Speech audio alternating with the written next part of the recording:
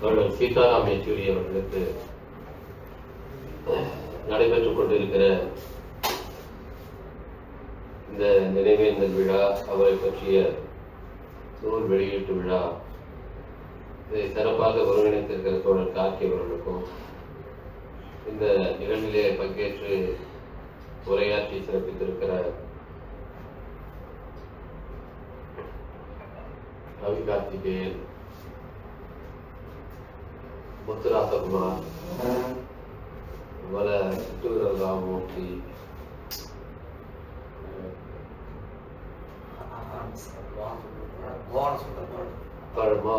ஆசிரியர் மோகன சுந்தரம், அகிலன், எனக்கு முன்னாலே பேசி அமர்ந்திருக்கிற மேலாள் சட்டமன்ற உறுப்பினர், மார்க்சிஸ்ட் கம்யூனிஸ்ட் கட்சியினுடைய மூத்த தலைவர்கள் ஒருவர் தோழர் ராமமூர்த்தி, இங்கே தள்ளாக வந்திருக்கிற தோழர்கள் அனைவருக்கும் என்னுடைய வணக்கம். திரு யெச்சூரி அவர்களை பற்றி நிறைய விஷயங்களை தனிப்பட்ட முறையிலும் அரசியல் ரீதியாகவும் நினைவு கூர்ந்து தோழர்கள் சொன்னார்கள். அது மாதிரி அவருடைய முக்கியத்துவம், அது தொடர்பான நிகழ்வுகள், இப்படி ஒரு நினைவேந்தல் நிகழ்வில் நாம் பதிவு செய்வது என்பது இயல்பானது. யெச்சூரி அவர்களை பார்க்கும்போது நமக்கு ஏற்படுகிற தோழமை, பொதுவாக எந்த ஒரு இடதுசாரி கட்சியோட தலைவர்களை தோழர்களை பார்க்கும்போது நமக்கு அது ஒரு அந்நியமாக தோன்றாது. மிக எந்த ஒரு கட்சி தலைவர் அல்லது ஒரு முன்னோடியாக இருக்கிறவர், அவரை நீங்க போய் ஒரு அறிமுகம் இல்லாத ஒரு நபர் பார்க்கும்போது அந்த என்கவுண்டர், அந்த சந்திப்புலேயே ஒரு ஹைரார்கி இருக்கும், ஒரு அதிகார ஒரு நிலை இருக்கும், அது தானாவே உருவாயிடும். அந்த உரையாடல் என்பது ஒரு சமத்துவமான ஒரு கருத்து பரிமாற்றமாக இருக்காது. அவரு சொல்றத நீங்க கேட்டுக்கொண்டு வருவதாகத்தான் இருக்கும். நடுவில் நீங்க பேசணும்னா அவரை நீங்க பாராட்டி ரொம்ப ரொம்ப பிரமாதம் அப்படின்ட்டு அப்படிதான் நீங்க சொல்ல வேண்டியிருக்கும். ஆனால் கம்யூனிஸ்ட் கட்சி தோழர்கள் மத்தியில அவங்களோட பேசும்போது அந்த மாதிரியான ஒரு இடைவெளி, ஒரு அதிகார நிலை என்பதை நம்ம உணரவே முடியாது. மாணவர்களா நாங்க இருந்தபோது நான் திராவிடர் கழகத்துல முதல்ல செயல்பட்டேன். திராவிடர் கழக மாணவர் அணி செயலாளர் அண்ணாமலை பல்கலைக்கழகத்தில் இருந்தார். அந்த திராவிடர் கழக உணர்வு என்பது அந்த கட்சியோட உணர்வுங்கிறத விடவும் கடவுள் மறுப்பு, பகுத்தறிவு என்கிற சிந்தனை எனக்கு ரொம்ப சின்ன வயசுல சொல்ல போனா, நான் பல இடங்களே சொல்லியிருக்கேன். நான் 1ஆம் வகுப்பு படிக்கும் போது என்னுடைய ஆசிரியரால் எனக்கு விதைக்கப்பட்டது. அதனால எனக்கு நினைவு தெரிந்த காலத்திலிருந்த ஒரு பகுத்தறிவாளனா நான் வளர்ந்தேன். அது ஒரு அமைப்புக்குள்ளாக செயல்படுகிற வாய்ப்பு எனக்கு அப்போ மாணவராக இருக்கும் போதுதான், அண்ணாமலை பல்கலைக்கழக மாணவராக இருக்கும்போது கிடைக்கும். அந்த நேரத்துல மாணவர்களாக இருக்கிறவர்கள் இந்த அமைப்புடைய பொறுப்புகளை எடுத்துக்கிறதுக்கு போட்டி போடுவாங்க. அது வேற அமைப்பு. அங்க பண்பாட்டு அமைப்புன்னு வச்சிருப்பாங்க, இலக்கிய மன்றம்னு வச்சிருப்பாங்க. இதெல்லாம் அதிகார அமைப்புகள். அதுக்கு தேர்தல் நடக்கும். அதுபோல மாணவர் தலைவரை தேர்ந்தெடுக்கிற தேர்தல், அதெல்லாம் முன்ன நடந்தது. அது பெரிய வெட்டு குத்தாலாம், பெரிய கலவரமா முடியும். அதெல்லாம் அதிகாரத்தோட சம்பந்தப்பட்ட பொறுப்புகள். ஆனால் இது போல சமூக சீர்திருத்த இயக்கங்கள், அது பாலான மாணவர் அமைப்புகள், அதுக்கு யாரும் முன் வர மாட்டாங்க. ஏன்னா அது ரிஸ்கானது. அப்ப நான் சட்டம் கல்லூரியில முதல் ஆண்டு மாணவராக சேர்ந்திருந்தேன் 80ல். நாங்க எங்க கூட இருந்த தோழர்கள் எல்லாம் பொறியியல் படிக்கிறவர்கள் பெரும்பாலும். அதனால அவங்க என்ன பண்ணாங்கன்னா, என்ஜினியரிங் படிக்கிற மாணவர்கள் வேற எதுவும் ரிஸ்க்ல போகக்கூடாது. ஏன்னா உடனடியாக வேலைக்கு போறவங்க. அப்போ சட்டக்கல்லூரியில படிக்கிறவன் எந்த ரிஸ்கையும் எடுக்கலாம். ஏன்னா அவன் யாருக்கும் வேலைக்கு போக போறது இல்லை. அதனால அவருக்கு சொந்தமாக தொழில் தொடங்க போறாரு. எனவே தோழர்கள் யுனானிமஸா என்ன நீங்க தான் தலைவரா இருக்கீங்க. அதுக்கு நான் பகுத்தறிவு இயக்க கொள்கையில இருந்த எனக்கு ஈடுபாடு என்பதை விட நான் சட்டக்கல்லூரி மாணவனாக இருந்தா இவருக்கு வேலை வாய்ப்புக்கு ஒன்றும் பிரச்சனை இல்லை என்பதனால் பலிகடாக்குன்னு சொல்லுவாங்க பாருங்க, அது மாதிரி இந்த பொறுப்புகள்லாம் கல்வி விட்டுருவாங்க. அப்படித்தான் நான் அங்கே திராவிட கழக மாணவர் அணி செயலாளர் இருந்தேன். அதுக்கப்புறம் முற்போக்கு மாணவர் சங்கத்தினுடைய, அது மார்க்சிஸ்ட் லெனினிஸ்ட் கட்சியினுடைய ஒரு மாணவர் அமைப்பு, அதனுடைய தலைவராக தேர்ந்தெடுக்கப்பட்டேன். அந்த தலைவராக நான் தேர்ந்தெடுக்கப்பட்ட நாள்ல நான் அண்ணாமலை பல்கலைக்கழகத்திலே இல்லை. நான் சென்னை உயர் நீதிமன்றத்துல முதல் முறையா அப்பதான் அங்க இருக்கிற எழுத்தர் பணிக்கு அது வெளியில அட்வர்டைஸ்மெண்ட் கொடுத்து அதுக்கு தேர்வு நடத்தினாங்க. அந்த தேர்வு எழுதுறதுக்காக போனாங்க. ஏன் இப்ப நான் லா படிக்கும் போது அதை செஞ்சேன்னா, லா படித்தால் அப்போ என்ன ஒரு நிலை இருந்தது என்றால், சீஃப் செக்ரட்டரியேட்லயும் ஹைகோர்ட்லயும் ஒருத்தர் கிளர்க்கா வேலை பார்க்கிறார். அவர் லா முடிச்சிட்டாருன்னா இமிடியேட்டா மாஜிஸ்ட்ரேட்டா அப்பாயின்ட் பண்ணுவாங்க. அப்படியான ஒரு நிலை 80 வரை இருந்தது. அதனால் நான் அந்த துறைக்கு போக வேண்டும் என்பதற்காக அந்த தேர்வு கொஞ்சம் எழுத போயிருக்கேன். நான் தேர்வு எழுதிட்டு திரும்பி பார்க்கும்போது உள்ள முற்போக்கு மாணவர் சங்கத்துடைய தலைவராக நாங்கள் தேர்ந்தெடுத்திருக்கோம்னு சொன்னாங்க. அது எனக்கு ரொம்ப மகிழ்ச்சியா இருந்தது. ஆனால் அதுக்கு காரணம் நான் லா படிச்சிருந்தது தான். என்னோட இருந்த தோழர்கள்லாம் இன்ஜினியரிங் படிச்சாங்கிறது தான். இல்லைன்னா அந்த பொறுப்பை எனக்கு கொடுத்துருப்பாங்கன்னு சொல்ல முடியாது. அந்த மாதிரி முற்போக்கு மாணவர் சங்கத்துக்கு தேர்ந்தெடுக்கப்பட்டு பல தோழர்கள் வருவாங்க, மூத்த தோழர்கள். அவங்களெல்லாம் நான் இப்போ எனக்கு 19 வயசு. அப்ப என்னோட உரையாற்ற வர தோழர்கள் எல்லாம் பாத்தீங்கன்னா எல்லாம் 60-70 வயசு உள்ளவங்க தான் இருப்பாங்க. அவர்களோடு நம்ம சமமா விவாதிக்க முடியும், அவர்களை பெயர் சொல்லி அழைக்க முடியும். இன்னொன்று, கோவை ஈஸ்வரன் இருந்தார். கோவை ஈஸ்வரன் ஒரு மூத்த தோழர், நாடறிந்த ஒரு தலைவராக இருந்தவர், மிகப்பெரிய பேச்சாளர், பல அடக்குமுறைகளை எதிர்கொண்டவர். ஆனா அவரை நீங்க கோவை ஈஸ்வரன் அப்படின்னு நீங்க பேச முடியும். இது இடதுசாரி கட்சிகளுக்கு மட்டும்தான் சாத்தியம், வேற எந்த கட்சியிலையும் செய்யவே முடியாது. அதை நாங்கள் விடுதலை சிறுத்தைகள் கட்சியில அதை முயற்சிக்கிறோம். அதனாலதான் தோழர் என்று இடதுசாரி கட்சி அல்லாத ஒரு கட்சியில தோழர் என்று வெளிக்கிற ஒரு பழக்கம் இருக்குன்னா அது விடுதலை சிறுத்தைகள் கட்சியில மட்டும்தான். எல்லாரையும் தோழர் தான் சொல்லுவாரு, நானும் அவரை தோழர் தான் அழைப்பேன். யெச்சூரியை பார்க்கும் போது அந்த தோழமை உணர்வு மற்றவர்களோடு இருப்பது இயல்பானது. அதே போலதான் அவர்கிட்டையும் அவரையோ அல்லது ராஜாவையோ பார்க்கும்போது அந்த மாதிரியான ஒரு இயல்பா இருக்கும். எப்படி இங்க முத்தரசன் தோழரையோ கேபியோ பார்க்கும்போது என்ன மாதிரி ஒரு அந்யோன்யம் நமக்கு ஏற்படுதோ அந்த உணர்வு இருக்கும். யெச்சூரியை பார்க்கும்போது இன்னும் எனக்கு ரொம்ப நெருக்கமா இருக்கும். அது அவரோட நான் பலமுறை பழகினோம் சந்திச்சோம் என்பது அல்ல காரணம். அவருடைய கருத்துக்கள், அதை அவர் எடுத்து சொல்ற முறை, அதை விட தாண்டி அவர் எடுத்த நிலைப்பாடு, கருத்தியல் நிலைப்பாடு, அது அவரை எனக்கு ரொம்ப நெருக்கமா உணர செய்திருக்கிறது.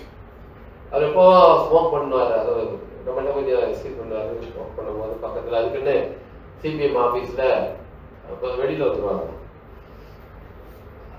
அடிக்கடி ஸ்மோக் பண்ணிட்டே இருப்பாரு.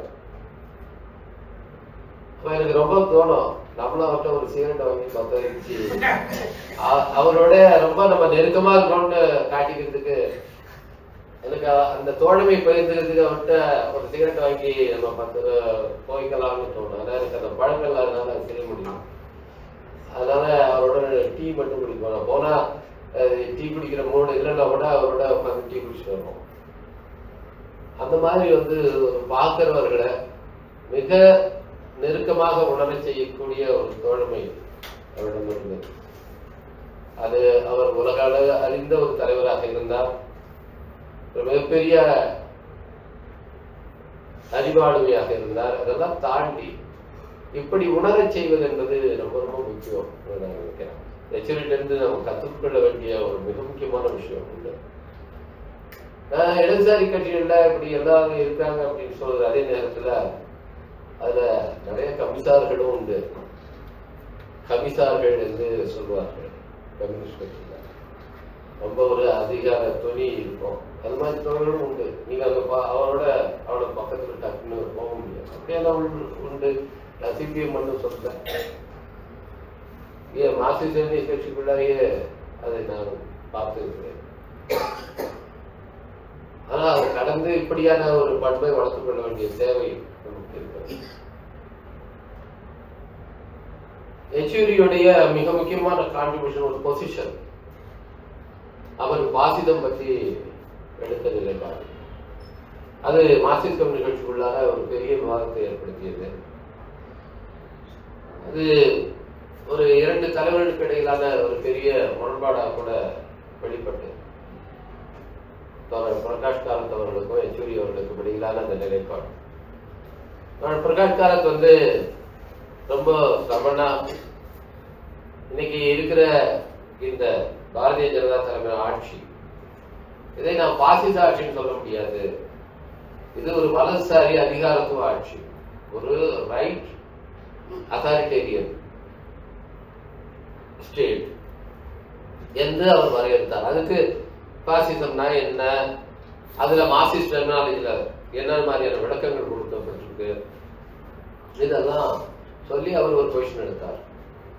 அப்ப அதை எடுக்கும் போது அதற்கான இப்படி ஒரு பொசிஷன் எடுக்கிறது மற்ற கட்சிகள்லாம் அது ஒரு நியர் ஸ்லோகன் தான். அவர் ஒரு பாசிஸ்ட், அவர் ஒரு பாசிசவாதி அப்படின்னு ஒரு கட்சியில ஒரு கூட்டத்துல பேசுறீங்கன்னா அது ஒரு பேச்சு, அவ்வளவுதான். அது ஒரு அவருக்கு சுட்டி காட்டுறதுக்கு ஒரு சொல், அவ்வளவுதான். ஆனால் கம்யூனிஸ்ட் கட்சியில அப்படி கிடையாது. ஒரு பாசிஸ்ட் சொன்னா அது ஒரு பொலிட்டிக்கல் ப்ரோக்ராமோட சேர்ந்தது, ஒரு அரசியல் திட்டத்தோட செயல் திட்டத்தோட சேர்ந்தது. அப்போ இந்த அரசை எப்படி நாம் வரையறுக்கிறோம், எப்படி விளக்குகிறோம் என்பதை வைத்துத்தான் உங்களுடைய அரசியல் திட்டமே உருப்பெறும். அதன் அடிப்படையில தான் ப்ரோக்ராமே வரும். நீங்க வெறும் மேல் ஒரு ஸ்லோகனா அதை சொல்லிட்டு போக முடியாது. இது ஒரு பாசிஸ்ட் அரசாங்கம், அந்த இடத்துல துப்பாக்கி சூடு நடக்குதுன்னு வச்சுக்க, உடனே இது பாசிஸ்ட் அரசாங்கம் நம்ம எல்லாம் சொல்லுவோம். எல்லா கட்சியிலையும் சொல்லுவாங்க. பாசிஸ்ட் அப்படின்னு சொல்றதுங்கிறது இன்னைக்கு அதிகமாக புழங்குற ஒரு சொல். ஆனால் அது ஒரு அரசியல் செயல் திட்டத்தோடு தொடர்புள்ள ஒரு கருத்தாக்கம் என்பது கம்யூனிஸ்ட் கட்சிகளுக்கு அவங்களுடைய நிலைப்பாடு. அப்போ இந்த ஸ்டேட்டை வரையறுக்கிறதுல, டிஃபைன் பண்றதுல, அதுலதான் அவங்களுடைய செயல் திட்டம் அவங்க ஸ்ட்ராட்டஜி, டாக்டிக்ஸ் எல்லாமே அதன் அடிப்படையில் தான் இருக்கு. அப்போ அந்த ஃபார்ம் ஆஃப் ஸ்டேட் என்ன அப்படிங்கிறது, இது ஒரு லிபரல் டெமோக்ரசி, ஒரு தாராளவாத ஜனநாயக அரசு அப்படின்னு சொன்னால், அல்லது ஒரு காம்ப்ரடர் பூர்ஷ்வா அப்படி என்று சொன்னால், இல்ல இது ஒரு செமி ஃபியூடல், செமி கலோனியல் என்று மார்க்சிஸ்ட் வரையறுத்தார்கள் அப்படின்னு சொன்னால், இப்ப இந்த டெபினேஷன் எல்லாமே அவர்களுடைய செயல் திட்டத்தோடு சேர்ந்தது. அது வெறும் விளக்கம் கிடையாது, யாரையும் சொல்ற வசை சொல்லு கிடையாது. ஒரு பாசிஸ்ட்னு சொன்னால் மற்ற கட்சிகளில் அது ஒரு வசை சொல். அதை இன்னும் சுருக்கி நம்ம நடிகர் விஜய் அது என்ன பாசிசம் பாயாசம் அப்படின்னு சொல்லி அதை இன்னும் அடுத்த கட்டத்துக்கு கொண்டு போயிட்டார். இந்த நிலையில் இந்த அரசை இது ஒரு பாசிச அரசா அல்லது ஒரு அதிகாரத்துவ அரசா என்று தீர்மானித்துக் கொள்வதில ஒரு நிலைப்பாட்டிலே ஒரு பிரச்சனை வந்தது. அப்பொழுது திரு யெச்சூரி அவர்கள் இது ஒரு பாசிச அரசு அதனுடைய குணாம்சங்களை கொண்டிருக்கிறது என்று சொன்னார் பிரகாஷ் காரத் அவர்கள். இது ஒரு வலது அதிகாரத்துவ அரசு என்று சொன்னார். வலது அதிகாரத்துவ அரசு என்று சொன்னால் அதற்கான அணி சேர்க்கை வேறு. அப்போ பிரகாஷ் காரத் ஒரு லைன் என்ன வைக்கிறார், இதற்கான தோழமை சக்திகள் யாரோடலாம் நீங்க சேர்ந்து இயங்க முடியும். அப்போ ரெண்டுமே லிபரல் இதுதான், பூர்ஷா பார்ட்டி தான். இது ரெண்டும் பாஜகவும் ஒரு தாராள முதலாளித்துவ கட்சி, அதே போல காங்கிரசும் ஒரு தாராளவாத முதலாளித்துவ கட்சி. ரெண்டு பேர் லிபரல் பூர்ஷா பார்ட்டி. அப்ப அவங்களோட பாஜகவை எதிர்ப்பதற்கு காங்கிரஸோட நாம் கூட்டணி அமைக்க முடியாது என்பது அவருடைய லைன்ல இருந்து நிறைவாகிற ஒரு புரோகிராம். ஆனால் இதை பாசிச அரசு என்று நீங்க டிஃபைன் பண்ணிவிட்டால் அதற்கான அணிசேர்க்கை என்பது வேறு. பாசிசத்தை தடுத்து நிறுத்துவதற்கு எல்லா விதமான சக்திகளோடு நீங்கள் கூட்டு சேர வேண்டும். அப்ப காங்கிரஸை நீங்க விளக்க முடியாது. இது ஸ்பெசிபிக்கா எப்படி வெளிப்படுது, காங்கிரஸோடு கூட்டணி வைக்கலாமா அல்லது கூடாதா என்பது வெளிப்படுது. இப்போ இந்த அத்தாரிட்டேரியன் ஸ்டேட் என்று இதை சொல்லி டிஃபைன் பண்ணி கொண்டு இருந்த நேரத்தில் பல நேரங்களில கட்சி அது மாதிரியான நிலைப்பாடுகள் எடுக்க வேண்டியிருந்தது. அது என்ன ஆட்சி, அதனுடைய விளைவுகள் என்பதை நான் இங்கே விரிவாக எடுத்து சொல்ல விரும்பவில்லை. ஏனென்றால் இது ஒரு கம்யூனிஸ்ட் கட்சிக்கு மட்டுமே இருக்கிற அரங்கோ அல்லது நான் கம்யூனிஸ்ட் கட்சியை சேர்ந்தவர்கள், மார்க்சிஸ்ட் கம்யூனிஸ்ட் கட்சி சேர்ந்தவரோ அல்ல. ஆனால் யெச்சூரி அவர்கள் பொதுச் செயலாளராக பொறுப்பேற்ற பிறகு இதை வெளிப்படையாக அவர் பேசுகிறார். பேசி அதற்கான அணி சேர்க்கையை உருவாக்குகிறார். இன்னைக்கு இங்க பேசும்போது எப்படி யூபிஏ கவர்மெண்ட் உருவாவதுல யெச்சூரி அவர்களுக்கான பங்கு என்ன என்பதை ராமமூர்த்தி அவர்கள் சுட்டிக்காட்டினார்கள். அதை எப்படி அவர் டிராப் பண்ணார். ஆனால் அப்படி செய்தாலும் அந்த அரசியல் அவர்கள் பங்கேற்கவில்லை. இந்திரஜித் குப்தா அவர்கள் பங்கேற்கிறார், பங்கேற்க மறுத்தார்கள். அன்னைக்கு 60க்கும் மேற்பட்ட எம்பிக்கள் இருந்தார்கள். இந்திய பாராளுமன்ற வரலாற்றிலே மிக அதிகமான எண்ணிக்கையில் எம்பிக்கள் 63 பேர் இருந்தார்கள். 60க்கும் மேற்பட்டவர்கள் அப்பதான் இருந்தாங்க. ஆனால் அந்த வாய்ப்பை அவர்கள் தவறவிட்டார்கள். அப்போ வரலாற்றிலிருந்து நம்ம படிக்கணும். நம்முடைய அனுபவங்கள் இருந்து படிக்கிறது மட்டுமல்ல, நம்முடைய எதிரிகளினுடைய அனுபவங்கள் இருந்து நாம் படிக்க வேண்டியவர்களாக. அவர்கள் என்ன செய்கிறார்கள்? இன்னைக்கு பாரதிய ஜனதா கட்சி இது 1980 ஜனதா என்கிற கட்சி இல்லாமல் போனதுக்கு பிறகு, அந்த ஆட்சி முடிவடைந்ததற்கு பிறகு உருவான கட்சி பாரதிய ஜனதா கட்சி 1980. அதுக்கு முன்பு ஜனதா கட்சி அவர்களும் ஒரு காம்பனண்ட், அவர்களும் ஒரு அங்கமாக இருந்து 77 இருந்து எமர்ஜென்சிக்கு பிறகு அதை ஆட்சி அதிகாரத்தை பிடிக்கும் போது அதில் அவர்கள் பங்கேற்கிறார்கள் 3 ஆண்டுகள். அதற்கு முன்பு ஜனசங்கம், அதற்கு முன்பு இந்து மகாசபா என்று அவருடைய தொடர்ச்சி, RSS என்கிற ஒரு தாய் அமைப்பு, அதனுடைய வெளியில அரசியல் அமைப்புகளாக இதெல்லாம் அப்படியே இருந்துட்டே இருக்கு தொடர்ச்சியாக. இப்போ 77-80 எமர்ஜென்சி என்கிற ஒரு மிகப்பெரிய ஒரு தாக்குதல் இந்திய ஜனநாயகத்தின் மீது தொடுக்கப்படுகிறது. எல்லா தளத்திலையும் அது நடந்தது. வெறுமனே மாணவர்கள், அரசியல் செயல்பாட்டாளர்கள் கைது செய்யப்பட்டார்கள், சித்திரவதைக்குள்ளானார்கள், பல பேர் படுகொலை செய்யப்பட்டார்கள். இது ஒரு பக்கம். எல்லா இன்ஸ்டிடியூஷன், டெமோக்ராட்டிக் இன்ஸ்டிடியூஷன் எல்லாமே தாக்குதலுக்கு ஆளானது. அதற்கு பிறகு ஒரு அரசாங்கம் அமைகிறது. அந்த அரசாங்கத்தை அப்ப என்ன ஆகுதுன்னா, ஒரு லிபரல், ஒரு டெமோக்ராட்டிக் அட்மாஸ்பியர், அதாவது பொலிட்டிக்கலா, எக்கனாமிக்கல் லிபரலிசம் பத்தி சொல்லல, பொலிட்டிக்கலா ஒரு தாராளமான ஒரு சிந்தனை என்பது அப்போ கொஞ்சம் அந்த மோஸ்ட் ரெப்ரஸிவ் ஸ்டேட் வந்ததுக்கு அப்புறம் அடுத்து வர்ற சமயத்துல ஒரு தளர்ச்சி வரும். அந்த தளர்ந்த நிலையை இடதுசாரிகள் எப்படி பயன்படுத்திக் கொண்டார்களா என்று நம்ம 77-80 வரைக்குமான இடதுசாரி கட்சியுடைய செயல்பாடுகளை நாம் ஆய்வு செய்து பார்க்க வேண்டும். ஜனதா கட்சி ஆட்சி காலத்தில் இடதுசாரி கட்சிகள் என்ன மாதிரி செயல்பட்டார்கள், இது ரொம்ப ரொம்ப முக்கியம். இந்திய ஜனநாயகத்தை புரிந்து கொள்வதில் அதற்கான செயல் தந்திரங்களை போர் தந்திரங்களை வகுப்பதில் இந்த 77 என்பதை பார்க்க வேண்டும். அதுல பொதுவாக சொன்னால் அதுல நாம் ஒரு சிக்னிபிகண்டான ஒரு இம்பாக்டை ஏற்படுத்துவதில் தவறினோம். ஆனால் RSS அதை சரியாக பயன்படுத்திக் கொண்டு அந்த ஆட்சிக்குள்ளார போய் இன்னைக்கு பிஜேபி அரசாங்கம் செய்வதற்கான விதைகள் அப்பொழுதுதான் ஊன்றப்பட்டன. 77 என்பதுல அவர்கள் வந்த பின்னால வாஜ்பாய் ஆட்சி காலத்தில் அல்ல, அதற்கு முன்பு ஜனதா ஆட்சி காலத்தில் இதற்கான விதைகள் ஊன்றப்பட்டன. காங்கிரசுக்குள்ளேயே போய் சனாதனிகளாக இருந்து அவங்களுடைய பாலிசிஸ அவங்க ஷேப் பண்ணாங்க, தீர்மானித்தார்கள். இது ஒரு பக்கம். ஆனால் காங்கிரஸ் அடக்குமுறை அதுல இவர்களும் பாதிக்கப்படுகிறார்கள். அதற்கு பிறகு அந்த ஆட்சியில 3 வருஷத்திலையும் இந்த மாதிரியான கம்யூனல் அஜெண்டாவுக்கான அடித்தளங்கள் எல்லாம் போடப்பட்டிருக்கு.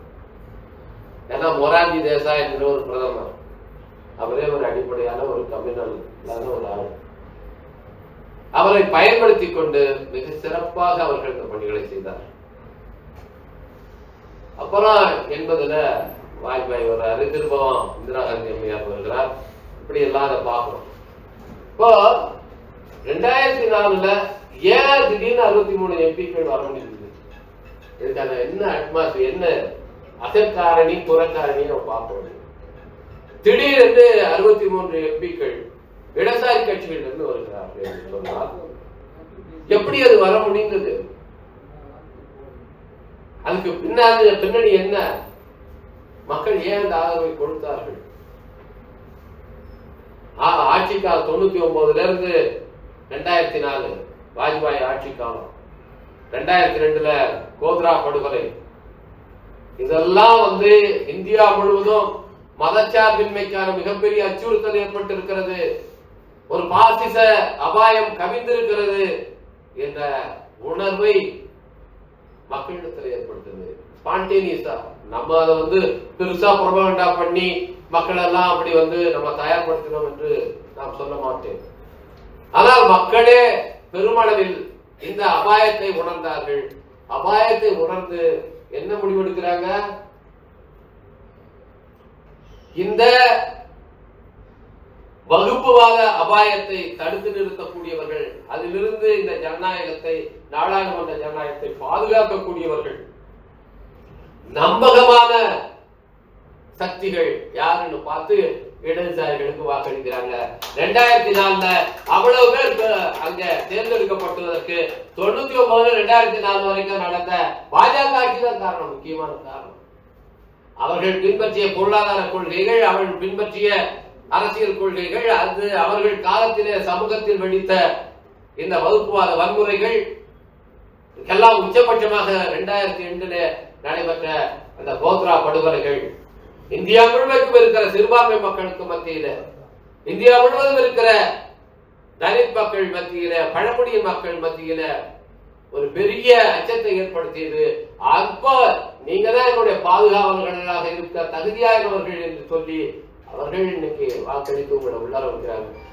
என்ன பண்ணிருக்கணும்? 2004ல அந்த வாய்ப்பை பயன்படுத்திக் கொண்டு, அன்னைக்கு ஏதோ மினிஸ்டரா போறதுங்கிறது மற்றவங்களுக்கு அதிகாரம், இடதுசாரிகளுக்கு அது மக்கள் நல திட்டங்களை செயல்படுத்துவதற்கான வாய்ப்பு இல்லையா? அதனால்தானே நம்ம மாநிலங்கள்ல கம்யூனிஸ்ட் கட்சி ஆட்சிகளை அமைக்கிறோம். இல்லை கேரளாவில், வெஸ்ட் பெங்கால்ல இருந்தது. எனவே அந்த வாய்ப்பை பயன்படுத்திக் கொண்டு நிச்சயமாக இடதுசாரி கட்சிகள் அமைச்சரவையில் மிக முக்கியமான பொறுப்புகளை பெற்றிருந்தால், நான் உறுதியா சொல்றேன், இந்த 15 ஆண்டு கால பாஜக ஆட்சியே தடுத்திருக்க முடியும். அதை நாம் தவறிவிட்டோம். அப்போ இது எங்க இருந்து வருது? நாம் எடுக்கிற அரசு குறித்த இந்த வரையறை, அதை பற்றிய விளக்கம். இதுல நாம் செய்கிற ஒரு சின்ன தவறு இல்ல, சின்ன தவறு அல்ல, அது ஒரு பெரிய தவறு. அதை நாம் அடுத்த ஒரு கட்சியாக நீங்க என்ன பண்ணலாம்? அடுத்த பார்ட்டி காங்கிரஸ்ல சுய விமர்சனம் செய்து கொள்ளலாம். அதோட முடிஞ்சு போயிடும். ஒரு பார்ட்டியா உங்களோட பிரச்சனை முடிந்து விடும். இன்னொரு தோழரை யெச்சூரி இந்த லைனை வச்சார், அவரை நீங்கள் பார்ட்டி ஜெனரல் செக்ரட்டரி ஆக்கலாம். ஒரு பார்ட்டியா உங்களுடைய பிரச்சனை முடிந்து விடும். ஆனால் ஒரு கட்சிக்கு மேல் இந்த நாட்டுக்கு அது ஏற்படுத்திய சேதம் அல்லது செய்ய தவறிய நன்மை, இதை நம்ம கால எந்திரத்தில் போய் சரி செய்ய முடியாது. அப்ப நம்ம இதை குறை சொல்வதற்காக இல்லை, நாம் கற்றுக்கொள்வதற்காக, இந்த அனுபவங்களுக்கு கற்றுக்கொள்வதற்காக சொல்கிறேன். இன்றைக்கு மிக மிக சிக்கலான ஒரு ஆபத்தான காலத்தில் இருக்கிறோம். மிக ஒரு மூர்க்கமான பாசிச தாக்குதல் நடக்கிற ஒரு காலத்தில் இருக்கிறோம். ஆனால் கொடுமை என்னன்னா 99 முடிந்ததுக்கு பிறகு 2004 மக்களிடம் இருந்த ஒரு விழிப்புணர்வு அல்லது பாசிச சக்திகளை நாம் ஆட்சி அதிகாரத்துக்கு அனுமதித்துவிடக் கூடாது என்கின்ற ஒரு எச்சரிக்கை உணர்வு இன்றைக்கு இல்லை. அதை விட ஆபத்தான ஒரு சூழல்ல 2004 விட ஆபத்தான சூழல்ல 2024 இருக்கிறோம், 20 ஆண்டுகள் கழித்து. ஆனால் அன்னைக்கு இருந்த எச்சரிக்கை உணர்வு இன்னைக்கு மங்கி போயிருக்கிறது. இடதுசாரிகள் ஏன் கணிசமான எண்ணிக்கையில் அங்கே இடம்பெற முடியவில்லை என்று சொன்னால் அந்த எச்சரிக்கை உணர்வு மக்கள் மத்தியில் குந்தி இருக்கிறது. எங்க தமிழ்நாட்டில் எப்படி நீங்க 4 பேருக்கு எங்க போக முடியுது? தமிழ்நாட்டில் அந்த எச்சரிக்கை உணர்வை குன்றாமல் காப்பாற்றிக் கொண்டிருக்கிறோம். வேற எந்த மாதிரி இடத்திலும் கேரளா உட்பட இன்றைக்கு அது பாதுகாக்கப்படவில்லை. அதுதான் இதனுடைய அடையாளம். மேற்கு வங்கத்தில் அது பாதுகாக்கப்படவில்லை, அந்த உணர்வே இல்லை. இன்றைக்கு தமிழ்நாட்டில் அந்த உணர்வு பாதுகாக்கப்பட்டிருக்க காரணத்தினால் சனாதன பயங்கரவாதத்தினுடைய ஆபத்தை புரிந்தவர்களாக இங்க இருக்கிற மக்கள் இருக்கின்ற காரணத்தினால் இடதுசாரிகள் தொடர்ந்து இங்கிருந்து அனுப்ப முடிகிறது. எனவே இதை நாம் தெளிவாக இதை புரிந்து கொள்ள வேண்டும். இன்னைக்கு ரொம்ப டேஞ்சரஸான ஒரு சிச்சுவேஷன் இருக்கும். ஆனா என்ன நினைக்கிறாங்க, பாரதிய ஜனதா கட்சி பெரும்பான்மை அரசா இல்ல, அதனால போன ஆட்சி மாதிரி இப்ப செயல்பட முடியாது. பாருங்க, மோடி மோத்த பாத்தீங்களா, அமித்ஷாவோட முஞ்ச பாத்தீங்களா, இப்படி சொல்லி நாம் நம்மை குஷிப்படுத்திக் கொள்கிறோம். இது மிக மிக ஆபத்தான நிலைப்பாடு. போன பெரும்பாலும் 303 இடங்களை கொண்டு பாஜக ஆட்சியில இருந்த போது இருந்ததை விட இன்னும் ஆபத்தான காலத்திலே இன்றைக்கு நாடு இருக்கிறது. பாரதிய ஜனதா கட்சிக்கு அதை விட நஞ்சு தோய்ந்த ஒரு கட்சியாக மாறி இருக்கிறது. இது ரொம்ப நம்ம புரிந்து கொள்ள வேண்டியது. என்ன செஞ்சிருக்கா, போன 10 வருஷத்துலயும் அதுக்கான அடித்தளம் எல்லாவற்றையும் போட்டு விட்டார். எல்லா நிறுவனங்களையும் காம்ப்ரமைஸ் செய்து விட்டார்கள். எல்லா அமைப்புகளும் இன்றைக்கு நீர்த்து போக செய்து பெற்றுள்ளன. ஆனால் இன்னைக்கு அவன் ரொம்ப பொறுமையா இறைய பிடிச்சிட்டார். பூனை ஒரு எலியை பிடித்து விட்டால் அது உடனே சாப்பிடுறாரு. அதனால எலி ரொம்ப சுதந்திரமா இருக்குன்னு அர்த்தம். நீங்க பார்க்கலாம், இன்னைக்கு நிறைய யூடியூப் சேனல்கள்ல இந்த மிருகங்கள் வேட்டையாடுறது பத்தி வருது. ஒரு மானை பிடிச்சி பக்கத்துல ஒரு அடி அடிச்சுட்டு அதுக்கப்புறம் அந்த புலியோ சிங்கமோ காப்பன்னு இருக்கும். கொஞ்ச நேரம் அது எங்கேயாவது போக பார்த்தா திருப்பி ஒரு தட்டு தன்னுடைய கண்காணிப்பு வளையத்துக்குள்ளாரையே வச்சிட்டு இருக்காது. அதுக்கு மேல அது போக முடியாது, உயிர் தப்பிக்க போக முடியாது. இது நம்முடைய இறை என்பதை அது தெளிவாக தெரிந்து கொண்டு அது சாவகாசமாக அதை சாப்பிடும். அந்த மாதிரியான ஒரு நிலைத்தான் இன்னைக்கு பாஜக இருக்கிறது. பாஜக தன்னுடைய ஆட்சி பறிபோய்விடும் என்ற அச்சத்தில் இல்லை. முதல்ல நம்ம புரிந்து கொள்ள வேண்டும். அவர்கள் சிறுபான்மை அரசு என்றாலும் பாஜகவினர் தாங்கள் ஒரு சிறுபான்மை அரசை நடத்துகிறோம் என்ற இடத்தில் இல்லை. இந்த ஆட்சி கலைந்துவிடும் என்கிற அச்சத்தில் அவர்கள் இல்லை. அவர்கள் பொறுமையாக தங்களுடைய திட்டங்களை செயல்படுத்துகிறார்கள். இதை நாம் புரிந்து கொள்ள தவறினால் இன்னும் 10 வருஷத்துக்கு மிகப்பெரிய சேதத்தை இந்த நாட்டுக்கு நாம் ஏற்படுத்தும். இது மாதிரிதான் வாஜ்பாயை பத்தி நிறைய நற்சான்றிதழ்கள் கொடுக்கப்பட்டன, இப்பொழுதும் கொடுக்கப்பட்டிருக்கிறார். வாஜ்பாய் அதுல அந்த நற்சான்றிதழ்ல மிக முக்கியமானது a right man in a wrong party என்கிற நற்சான்று. இது எவ்வளவு பெரிய தவறு தெரியுங்களா? வாஜ்பாய் பற்றிய மதிப்பீட்டுல நீங்கள் நரேந்திர மோடியை விட மிக ஆபத்தான ஒரு தலைவர் வாஜ்பாய் அவர்கள். என்ன நரேந்திர மோடி அவர்கள் அவர் என்ன மாதிரியான ஒரு ஆட்சியை நடத்துவார் என்பதை பத்தி நமக்கு எல்லாருக்கும் தெரியும். ஆனால் வாஜ்பாய் அவர்களே நாம ஒரு ஜனநாயகவாதி, அவர் எல்லோரையும் அரவணைத்து செல்லக்கூடியவர் என்று அவருடைய சிறந்த பேச்சாற்றலை பார்த்து நாம் எல்லாம் நம்பினோம். ஆனால் அவர் பாரதிய ஜனதா கட்சியோட தலைவரா பொறுப்பேற்கிறாரா என்பதுல கட்சி ஆரம்பிச்சு. அதுக்கு பிறகு காங்கிரஸ் ஆட்சி காலம் அதுல நடந்த மிகப்பெரிய படுகொலை நெல்லி படுகொலை. நெல்லி என்கிற இடத்துல 2000க்கும் மேற்பட்ட முஸ்லிம்கள், கோத்ராவோட மிக மோசமான படுகொலை நெல்லி படுகொலை. அசாம் மாநிலம் நெல்லி என்கிற இடத்துல அந்த படுகொலை நடைபெற்றது. அந்த படுகொலையில முஸ்லிம்கள் கொல்லப்பட்டார்கள். அதுக்கு முன்னால வாஜ்பாய் அங்க போய் பேசுகிறார்.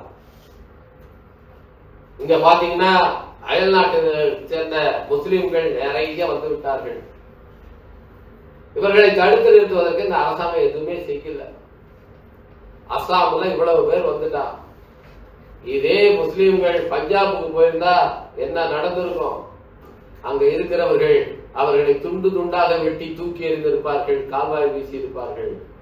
அஸ்ஸாம்ங்கிறதுனால அவங்க தான் இருக்கிறாங்க என்று பேசுகிறார் வாஜ்பாய். அதுக்கு பிறகுதான் நெல்லி படுகொலை வெடித்தது.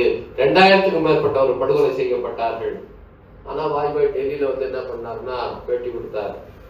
இது ஒரு பெரிய துயரம், நெல்லி படுகொலை என்பது நம்முடைய ஜனநாயக மரபுக்கு எதிரான துரதிருஷ்டவாசமானது. அந்த பேட்டியை மட்டும்தான் எல்லாரும் ஞாபகம் வச்சுட்டு இருக்காங்க, அவர் பேசுறத பார்க்க. அதுபோல ஒவ்வொரு விஷயத்திலும் ஏன் இன்னைக்கு அத்வானியை பத்தி தான் எல்லாரும் வகைப்பாடுவோம். ரத யாத்திரையை நடத்தினால் அயோத்தியில பாபர் மசூதி இடிப்பதற்கு அவர்தான் வழிவகுத்தார் என்று சொல்லுவோம்.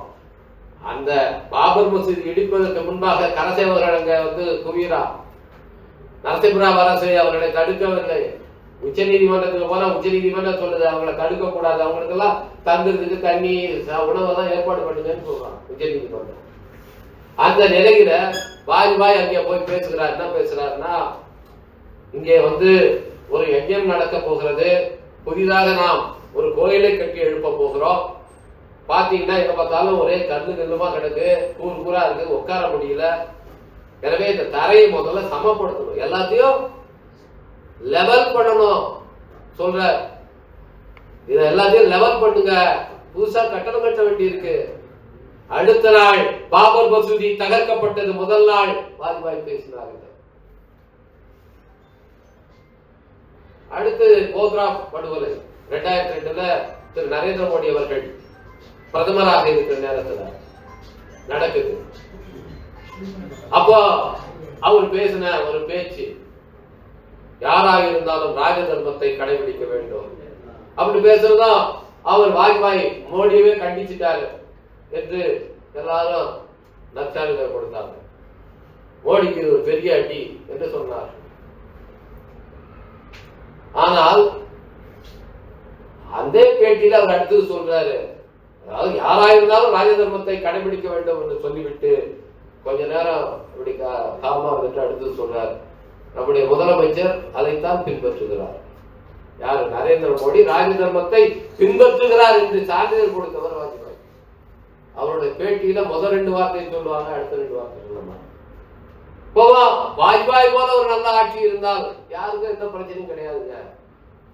இங்க இருக்கிற கட்சிக்காரர்கள், ஏன்னா வாஜ்பாய் அரசு இருந்த போது பாஜகவோடு கூட்டணி இருந்தவர்கள் எல்லாம் வாஜ்பாய் இருந்த போது ஒன்றும் பிரச்சனை கிடையாது. தமிழ்நாட்டுக்கு கூட பல திட்டங்கள் எல்லாம் கொடுத்தாரு. ஆனா நரேந்திர மோடி ஆட்சியில திட்டங்கள் எதுவும் கொடுக்க மாட்டேங்கிறாங்க, நிதி கொடுக்க மாட்டேங்கிறாங்க என்று வாஜ்பாய் ஆட்சி காலத்தை நாம் வந்து ஒரு நல்ல ஆட்சி காலம் என்று இந்த நற்சான்றிதழ் கொடுக்கிற பாருங்க, இதுதான் ரொம்ப ஆபத்தானது. ஏன்னா பாஜக என்கிற கட்சி அதுல யார் பிரதமராக இருப்பார் என்பதை விடவும் அது என்ன திட்டங்களை என்ன கொள்கைகளை செயல்படுத்துது என்பது முக்கியம். அது 77 80 ஜனதாட்சி காலத்திலும் அவர்கள் தங்களுடைய RSS தன்னுடைய அஜெண்டாவை செயல்படுத்திக் கொண்டிருந்தது. இந்திய 1 வாஜ்பாய் ஆட்சி காலம் சில நாட்களே இருந்த அந்த ஆட்சி காலத்திலும் சரி, அதற்கு பிறகு 99 2004 சரி, அவர்களுடைய அந்த கம்யூனல் அஜெண்டா என்பது தொடர்ந்து செயல்படுத்தப்பட்டது. அப்ப நடந்த நீதிபதிகள் நியமனம் என்ன அப்படின்னு நீங்க பார்க்கணும். அப்போ எங்கெங்க ஒப்பந்தங்கள் போடப்பட்டதுன்னு தெரியும். அப்போ முக்கியமான பொறுப்புகளுக்கான நியமனங்கள் எப்படி வந்தது என்பதை பார்க்கணும். இந்த இன்ஸ்டிடியூஷன்ஸ் எப்படி கேப்சர் பண்றாங்க, அதுக்கு அந்த காட்சி அந்த ஆட்சி காலத்தில் எப்படி ஃபெசிலிட்டேட் பண்ணப்பட்டது, இதை நீங்க பார்க்க வேண்டும். ஏதோ நபர்கள் பேசுகிற உரைகளை மட்டும் கவனித்துக் கொண்டிருந்தா இதை நம்ம பார்க்க தவறிவிடுவோம். எனவே யெச்சூரி அவர்கள் எடுத்த அந்த நிலைப்பாடு அது மார்க்சியத்துக்கு புறம்பான நிலைப்பாடு கிடையாது. மார்க்சியத்துல பாசிசம் பத்தி சொன்னவர்கள் டிமித்ரோவ் தான் முக்கியமாக அதனுடைய ஒரு ஐடியலா பாசிசத்தை டிஃபைன் பண்ணவர்ல டிமித்ரோவ் தான் அதுக்கான ஐடியலாக சொல்லுவார். அவர் சொன்ன லைன் தான் யெச்சூரி சொன்ன லைன். பாசிசம் பத்தி நாங்கள் எல்லாம் பிறகு போஸ்ட் மார்க்சிஸ்ட் என்று சொல்ல மார்க்சியத்துக்கு பிந்திய சிந்தனையாளர்கள் அவர்கள் எழுதிய பல விஷயங்களை எல்லாம் நாங்கெல்லாம் படித்தோம்.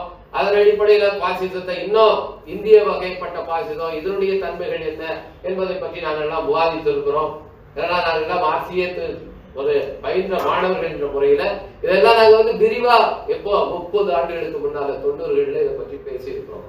அப்பொழுதுதான் நான் வில்ஹெல்ம் ரீஹ் என்கின்ற ஒரு சிந்தனையாளர் அவர் எழுதிய மாஸ் சைக்காலஜி ஆஃப் பாசிசம் என்கிற ஒரு நூலிலிருந்து ஒரு பகுதியை மொழிபெயர்த்து நான் மேலப்பகுதிகளை வெளியிட்டார். அது 1990 34 ஆண்டுகளுக்கு முன்னாடி.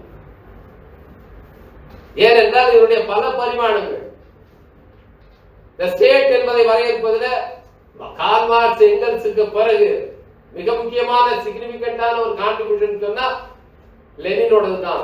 ஸ்டேட் அண்ட் ரெவல்யூஷன், அரசும் புரட்சியும். அந்த புத்தகத்தை நான் 7வது 8வது படிக்கும் போது 1,000 ரூபாய்க்கு நியூ சென்ச்சுரி புக் ஹவுஸ்ல விற்றது. லெனின் நூற்றாண்டை ஒட்டி அவருடைய ஒரு 1000 போஸ்டர், அதையும் அந்த புத்தகம் அது 1 ரூபாய்க்கு போஸ்டர். அந்த புத்தகம் 1,000 ரூபாய். அதை வாங்கி நான் எப்பொழுதும் 8வது படிக்கும் போது அது கையில ஸ்டைலா பாட புத்தகங்களோட சேர்த்து அரசும் புரட்சி புத்தகத்தை நான் ஸ்கூலுக்கு எடுத்துட்டு போவேன். ஏதோ பார்த்து ஆசிரியர்கள் பார்த்ததுமே ஏதோ ஒரு பயப்படுவாங்க. அது மாதிரி பார்த்து என்ன இந்த புத்தகம் தான் அப்படின்னு.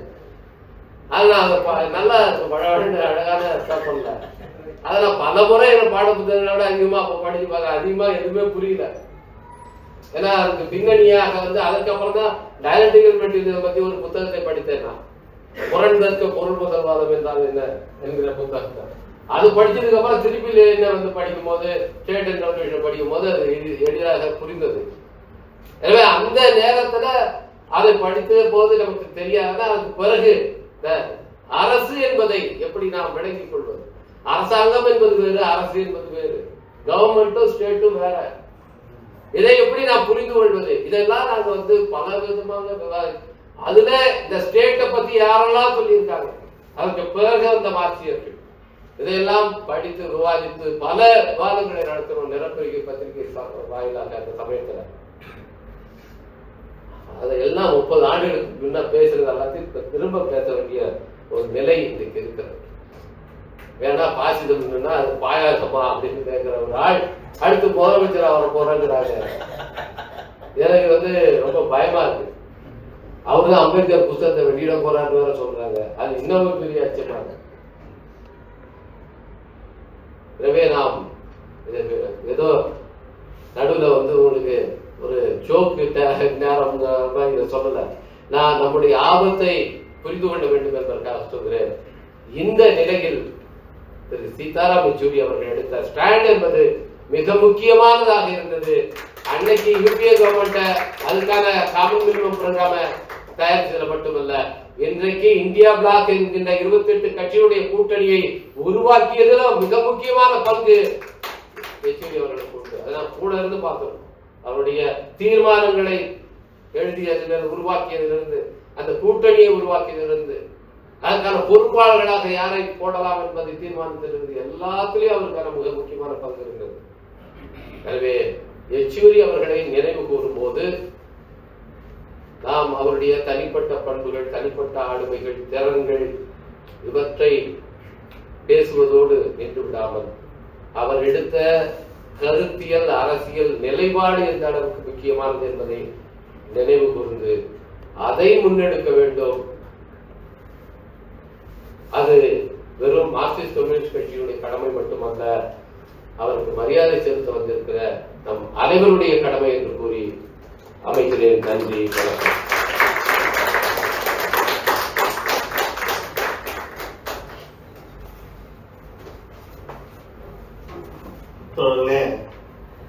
ஒரு அரசியல் தத்துவார்த்த வகுப்பை யெச்சூரி நினைவேந்தல் மூலமாக நமக்கு நடத்தி சென்றக்கூடிய பாராளுமன்ற உறுப்பினர் அவர்களுக்கு நன்றி தெரிவித்துக் கொள்கிறேன்.